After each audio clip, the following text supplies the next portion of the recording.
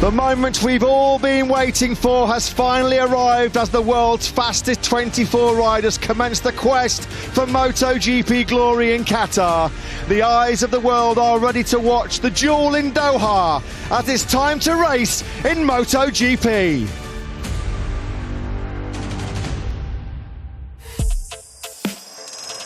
Let's take a look at this fast and flowing and famous Losail International Circuit. 5.3 kilometres in length, 16 corners, 10 rights, 6 lefts. It's the second earliest start to a Grand Prix season we've ever had in history. And it's our longest season in history as well. 21 races coming your way. Pecco Bagnaia holds the best race lap set here last year in Qatar, a 1:54.491. As we mentioned, very fast and flowing, a 1 kilometre start finish straight. This was what it was all about last year. Turn 15, Fabio Quartararo taking one of 2 wins for Yamaha here in Qatar.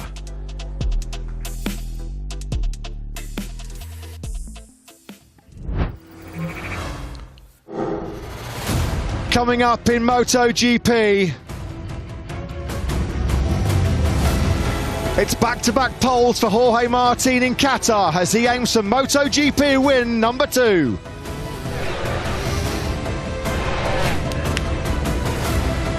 The beast, Bastianini, sets his sights on a first MotoGP win in the duel in Doha. The big question, can Marc Marquez steer Honda's new contender to the top step in Qatar? And it will need a fighting Fabio Quartararo with the world champion coming through from 11th on the grid.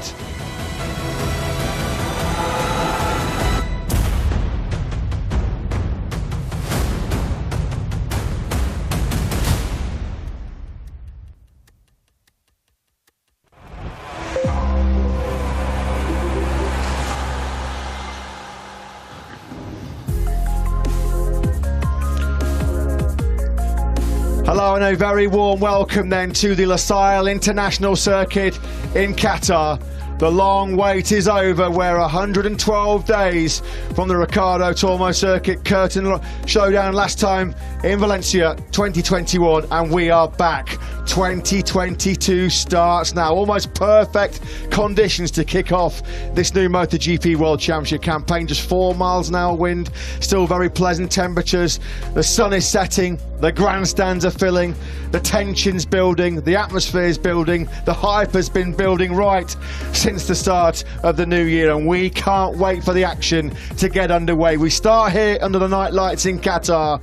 We go 21 races around the world, culminating in the season finale in Valencia on November the 6th. And it's this man's prize, this man's crown, that 23 of the best riders in the world want to have. Fabio Quartararo, the reigning world champion on the Monster Energy Yamaha MotoGP machine. Fair to say it has not been an easy winter preparation. He's having to start from way down the order. The reigning champ starts the defence of his crown from the middle of that 4th row in 11th place. There's a lot of work to do, Lewis, coming from that 4th row. I'm Matt Burt, joined by Lewis Sotheby with Simon Crafar down in pit lane, and we're all delighted to be back and bringing you what promises to be a pulsating, a dramatic and exciting MotoGP title chase. Yeah, this is the moment we've all been waiting for, isn't it? The championship battle starts here. The MotoGP season opener is upon us, and Fabio Quartararo has a big job on his hands. Here's one of the riders, of course, looking to wrestle the crown away from Fabio Quartararo and regain it after a couple of years.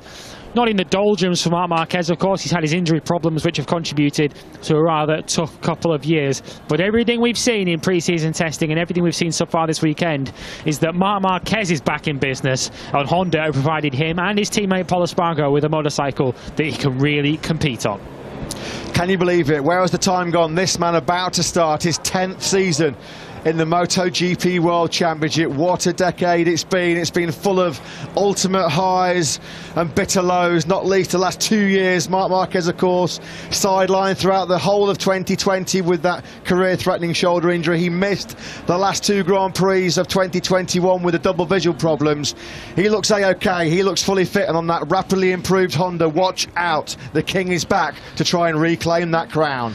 Here's another rider who will be chasing that crown this year, Francesco Bagnaia. Bagnaia. When the sun set in Valencia back in November, a lot of people immediately installed Bagnaia as the pre-season title favourite for 2022. It's fair to say it hasn't been a trouble-free pre-season for the factory Ducati team. They've had issues trying to tame the power of this new 2022 engine. Of course, it's been well documented through the weekend so far which engine they've decided to go for. They've gone for a sort of interim spec via engine between 2021 and 2022. And Bagnaia starts from the third row of the grid here tonight. He starts in 9th on the grid, which means he's going to have some work to do early on. And this is one of the riders he's going to have to try and battle his way past. And Bastianini starts from the front row for the first time in MotoGP. Yeah, the back end of last season, a Ducati GP21 won 4 of the last 6 races in the hands of Pecco Bagnaia. That same motorcycle, in the more than capable hands of Enea Bastianini, has had an excellent start to 2022. He topped the opening official test in Sepang. He's built on that momentum. He goes from the front row of the grid for the very first time, and he starts alongside the Martinator, Jorge Martin. Familiar position for him here in Qatar, of course, on just his second Premier Class appearance here 1 year ago in the Grand Prix of Doha. He was on pole position. He took a stunning 3rd place, and we know how good those Ducatis launch off the line. You've got to think that Jorge Martin and Enea Bastianini will be fighting out for the first whole shot of the season. But Jorge Martin has been troubled and, well, slowed in many respects by a lack of rear grip on that Ducati GP 2022 as he find a crucial solution at the perfect time going into round 1 here tonight. Here's a danger man then for many on this MotoGP grid. Joan Mir, the 2020 MotoGP World Champion. Suzuki have certainly found something over the course of the off-season break. They have found some serious horsepower and straight line speed in this GSX RR. Jack Miller speculating yesterday when he was speaking to the press, he reckons they may have found around 30 horsepower with that new machine. It's certainly going to be a real weapon down the straights, and it's going to give riders like Pol Espargaro on screen a real headache. Joan Mir was just a 1/10 of a second away from the front row of the grid. You may think it's the same old story for Suzuki with Mir down in 8th position and Rins in 10th, but they have got some serious pace and some serious straight line speed, so expect the Suzukis to come fighting through the field early on. Yeah, we just saw that quick glimpse of Pol Espargaro. He has been totally transformed, as we mentioned a few times this weekend, by this the radically overhauled Repsol Honda. He starts from 6th place alongside his older brother, Aleix Espargaro. Jack Miller, at this time last year, came into our Qatar doubleheader thinking he had a great crack at the World Championship. It started off pretty poorly with back-to-back 9th places. It was derailed, his early championship challenge. He's hoping to come under the radar a little bit more here this weekend in Qatar, and he's got a great chance as well. He goes from the head of the second row in 4th place, and don't discount this man, Lewis.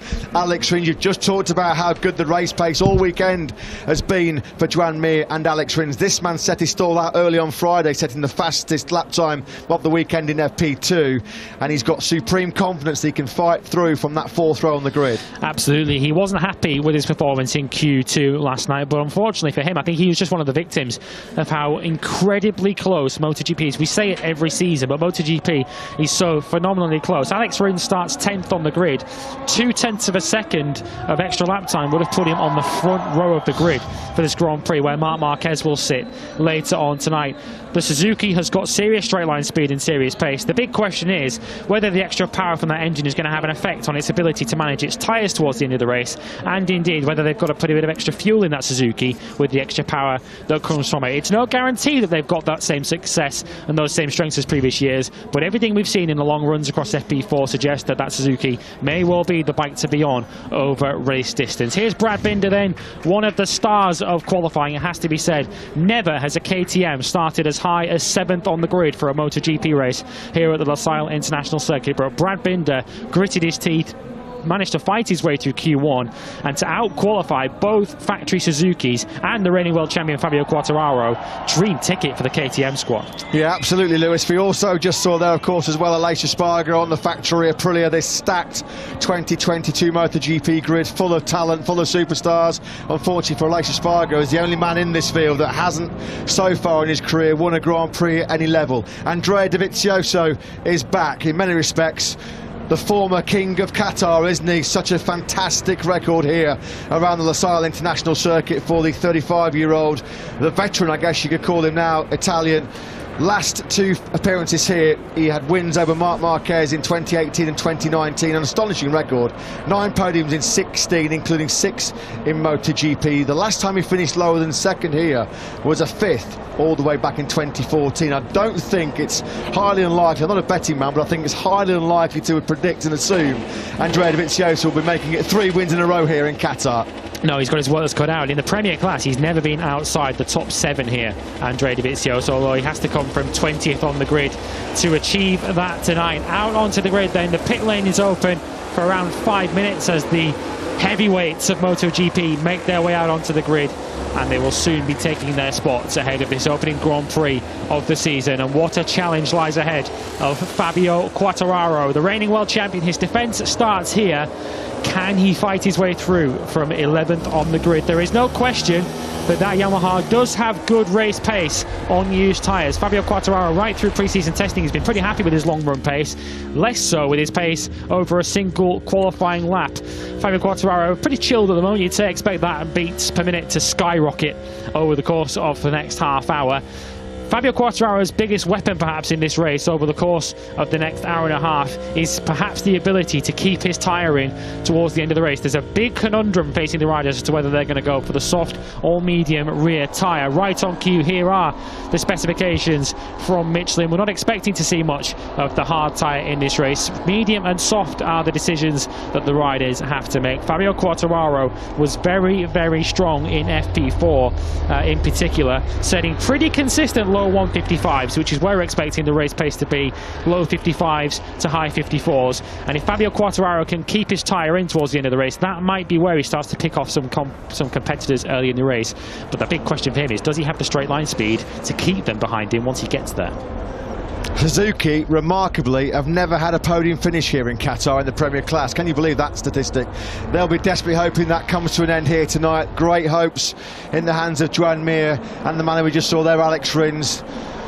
The team personnel, the guests and the VIPs start to pour onto the grid. It's always a very special moment, isn't it? The build-up to the first Grand Prix. It's always a unique feeling with the floodlights now on, the sun setting, the unique atmosphere and the unique tension that comes with the first race. I don't care who you are, how experienced you are in MotoGP, anybody's going to be feeling the butterflies, they'll be feeling the nerves. Andrea Dovizioso, Marc Marquez, a couple of the real old experienced heads in this Premier Class season, they will be nervous about what lies in store. Of course, it's so important to build momentum, get your season off to a good start. Sonichi Sahara there, Suzuki project leader, what a job he and his team back in Hamamatsu have done to transform this factory GSX-R. We welcome back Livio Supo, of course, back in team management. Can he make it, or can he add to his team titles with Honda and Ducati? It would be an unprecedented achievement. No man ever in MotoGP as a team manager has won with 3 different manufacturers. Yeah, Suzuki certainly appeared to be one of the big improvers over the course of the winter testing. Along with this factory here, Marc Marquez's Honda squad, they brought out a rapidly and radically changed motorcycle for this season. It's almost unrecognisable livery apart from the bike that Marc Marquez and Pol Espargaro rode for the bulk of last season. Of course, Repsol Honda didn't even compete in the final race in Valencia, of course, with Pol Espargaro suffering that injury on Saturday morning. But they're certainly in the game tonight. Repsol Honda expecting to really figure in the battle for the victory. How does their team manager feel ahead of this opening Grand Prix of 2022? Alberto Pucci is with Simon. Yeah, standing right next to Marc's machine, where his spot on the grid, waiting for him to arrive. Alberto, Marc has looked awesome all weekend, but so has Pol. Brand new bike, looking so strong. What are you hoping you can achieve tonight? Well, you always hope for the best, but I think that race will be tough because many riders in same lap times. Here normally in Qatar it's a race group, and only at the last laps you can see some guys that are pulling, but it will be not easy, and as always you have to be lucky in a race also sometimes. But we expect that both Marc and Pol will have a good start and will be in the top group. Thank you. Thank you. Jorge Martin then comes to pole position, not an unfamiliar position for him in MotoGP. You can just see there, very shortly we'll be bringing you a new MotoGP grid ceremony. More on that a little bit later on when the VIPs and dignitaries come to the front of the grid just a few moments ahead of the start of this hugely anticipated MotoGP World Championship this year. Enea Bastianini certainly looks relaxed, doesn't he, on the Gresini Racing MotoGP Ducati. Big beaming smiles, a little bit of a joke and a banter with his crew. He's certainly not showing any of the pre-race nerves we expected. Here's how the grid lines up then. Provisional tyre selections, of course, these may change before the race starts. Jorge Martin on pole ahead of Enea Bastianini and Marc Marquez. Jack Miller, who threw the kitchen sink at it yesterday to take fourth, he lines up ahead of Aleix Espargaro and his brother Paul. Brad Binder on the KTM in seventh ahead of Joan Mir and Francesco Bagnaia. Expect them to come steaming through the field. Likewise, Alex Rins in 10th, and the world champion Fabio Quartararo starts 11th ahead of his teammate, the fully fit Franco Morbidelli. Joan Zarco, he's 13th, having narrowly missed out on a place in Q2. He's ahead of Miguel Oliveira and Marco Bezzecchi. Takaki Nakagami in 16th ahead of Luca Marini, who's had a tough weekend, and Alex Marquez in 18th position on the grid. Maverick Vinales, last year's winner, he's 19th on the grid ahead of the winner the two previous times he came to Qatar, Andrea Dovizioso. And the rookies, Fabio Di Giannantonio in 21st ahead of Remy Gardner, Raul Fernandez and Darren Binder, who had a crash in qualifying yesterday. He starts 24th for his first Grand Prix, having jumped up 2 classes from Moto3 to MotoGP. What a class and quality field it is in MotoGP 2022. A Sunday man in every aspect. Brad Binder, an excellent qualifying for him yesterday, 7th on the grid. Miguel Oliveira looks strong in FP4 as well. He's got work to do coming from the middle of the 5th row. Let's find out what he thinks ahead of his first race as team manager for KTM, Francesco Guidotti, on the grid with Simon. Francesco, I've got to say I was super impressed with what Brad pulled out of the hat last night in qualifying. I'd love to hear what you think of both of your riders' work so far and what you're hoping for today. Yeah, it's difficult to make some forecasts, but I hope to be on the top group, on the leading group.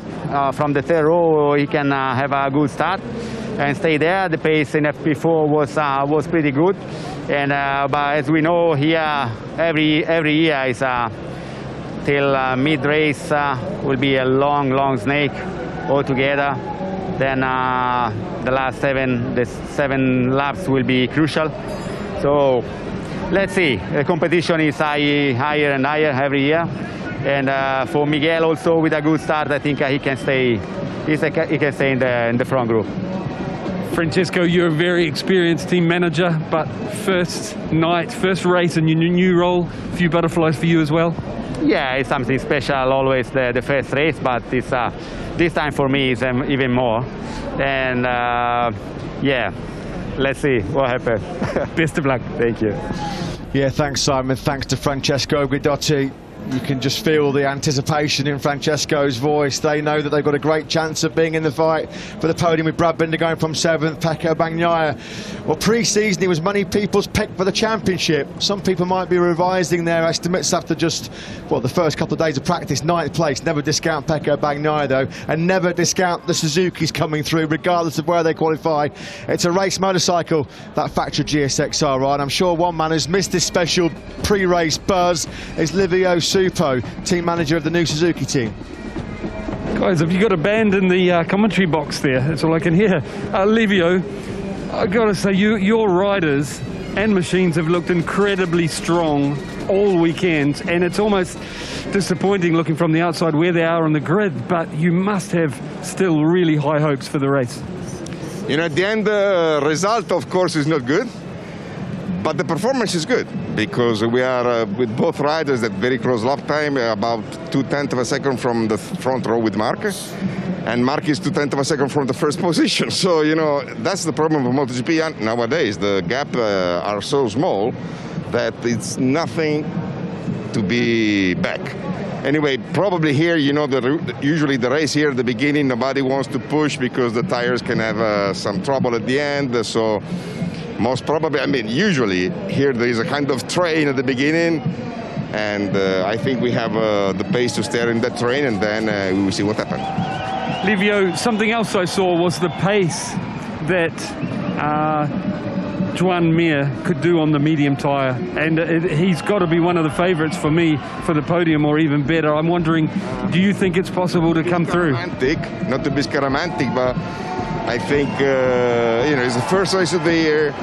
Everybody has a good pace. FP1-2 was very good yesterday. Looks like we were a little bit more in trouble. It's difficult, honestly. It's difficult to predict, and it's good for the show. Best of luck. Thank you. Yes, Simon, we don't have a marching band in our commentary box. You've got one alongside you on the grid there. Marching band on the grid. Who's going to be marching towards the first 25 points in the 2022 MotoGP World Championship? This is all brilliant, building up the atmosphere, isn't it, ahead of this first Grand Prix, as we said. It's a feeling you can't replicate, as Johann Zarco with a lot of work to do from the head of that fifth row in 13th place, having a little chat there with Pramac Ducati boss Paolo Campinotti. He was very, very strong. He almost got into that second qualifying session. Very good in this morning's warm-up session as well. Second he was, wasn't he, Johann Zarco? And again, a little bit like Enea Bastianini, despite the pre-race tension, the nerves, trying to at least outwardly look pretty relaxed and calm. Let's go down onto the grid again then. Simon Crafar as with the reigning world champions. Fabio Quartararo, the champ, starts from 11th. His teammate Franco Morbidelli in 12th. Simon's on the grid with their team boss Maio Meregali. Mayo, both Fabio and Franco look like they did a good job, night's work last night in qualifying and before. I want to know your thoughts coming into this race. Yeah, well, I expect for sure a better qualify. Because, as you know, the goal was for us to be able to start from first or second row. To start from fourth, for sure the race will be more difficult, but the pace has been very good for both riders, especially Fabio really put in a row a lot of good laps. It will be really crucial, the beginning of the race. He has to push hard. And then I do believe that also last year we were able to come from behind. And we also, the tire that we choose, it might also help to give some more support from the second part of the race. And nothing else. Then we are in the both rider hands. Thank you, Mayo, and good luck tonight. Thank you. Yeah, thanks to Maio Meregali, thanks to Simon. He's right there, Maverick Vinales, who won the Grand Prix here, well, the first Grand Prix of 2021. He had a lot of work to do coming through the pack, and he did it. Likewise, Fabio Quartararo, who spent a lot of that Grand Prix of Doha, which kick-started his championship challenge. He was down around 9th place, didn't panic and fought his way through. Now, Aleix Espargaro, interesting tyre news. He's the only man in the top 6 on the graphic which Lewis talked you through that was on the medium rear tyres. Great to have the virtual fan wall back. We welcome you back. We hope you're all safe and well wherever you're watching in the world, and we hope as we move on throughout the course of this 21-round MotoGP World Championship, we see plenty more of you live on site. We hope to be back in Japan, Australia, Malaysia. We hope to return to Thailand, of course. We hope to go to new venues, Indonesia and Finland. So much intrigue, so much to get us excited about this MotoGP World Championship this year, and again keeping a low profile, just seeking sanctuary, keeping himself out of the limelight, keeping himself out of the glare, trying to keep himself cool, easing off the pressure. Fabio Quartararo relaxing inside the Monster Energy Yamaha garage because he knows that this man badly wants his crown back. There's just been this feeling, this sense that Marc Marquez is back to his best, and that might spell trouble for most of his rivals on this MotoGP grid. Absolutely, we're expecting big things from the Ducatis on the grid. They've got 4 of them up in the top end of the grid, including 2 on the front row. Simon is with Paolo Ciabatti. Yes, I am. Paolo, I've come to you to talk about Ducati overall, because with 8 bikes on the grid, so many exciting riders. I mean, you've got 2 young guys on the front row that really look like strong podium contention riders as well, but Johann Zarco back in the teens looking amazing in FP4. I would love your thoughts on Ducati tonight. Well, as always, difficult to say, but for sure we have at least 5 riders, I think, who are capable of fighting for the top position. Definitely Jorge Martin and Bastianini, but Jack Pecco and Johan, I think they can do very good, because finally we solved some problem with the feeling on the front of our factory riders. And Johan was really unlucky yesterday when he was getting that yellow flag on his fast lap in Q1. So, but having said so, Marquez is going to be fast, the Aprilias are fast, the Suzuki are fast, the KTM. So it's really going to be very close, I think. Many riders, many bikes, a good show for the spectators, maybe a little bit stressful for us, but this is a great way to begin the championship. Thank you for your time. Best of luck. Yeah, thanks, Simon. Thanks to Paolo Cibatti from Ducati. Can they make a winning start to 2021? We're going to pause very, very shortly, I think, for the Qatari national anthem. Of course, this new special grid ceremony to kick off this new championship. Brad Binder, he looks like he's got a bit of a dry mouth there, doesn't he? Take some fluid on board. Even the very best. Brad Binder looks a bit uptight, a bit tense. He's going from 7th place on the head of that 3rd row alongside Joan Mir and Pekka Bagnaia. What a night it is for the Binder family as well, though. What a moment. Fairy tale, dream come true stuff. Joined on the grid, of course, by younger brother Darren. His parents are here this weekend. They've flown in from South Africa to witness this special moment. And keep an eye on this man, Marco Bezzecchi. Top rookie, really impressive on the year-old Ducati GP21. 15th on a high-class 5th row with Joan Zarco and Miguel Oliveira. Well, this is what it's all about. This is why we love coming to Qatar. These spectacular night lights dazzle the desert sky here as we move ever closer to the opening round of the World Championship. Let's pause for the national anthem of Qatar.